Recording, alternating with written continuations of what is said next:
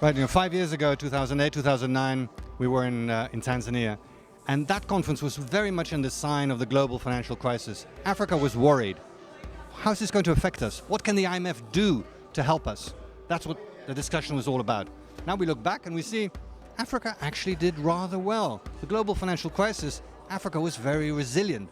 This conference is going to be, how can we sustain that performance? How can we sustain it and improve on it? In particular, how can we make this growth that everybody's talking about, the rising that everybody's talking about, how can we translate this into jobs? How can we make it more inclusive? That's what this conference is about. This conference, of course, will not just look at the success. It will not just look backwards. It will say, how can we sustain this and what are the big challenges? Let me name you at least 3 big challenges. First, natural resources. Are they a benefit to the continent? Yes, they are, but not automatically. We all know how difficult it is to manage natural resources. And more countries, like Mozambique, are going to be natural resource producers tomorrow. Mozambique will be one of the largest natural gas producers in the world. How to ensure that that benefits everybody?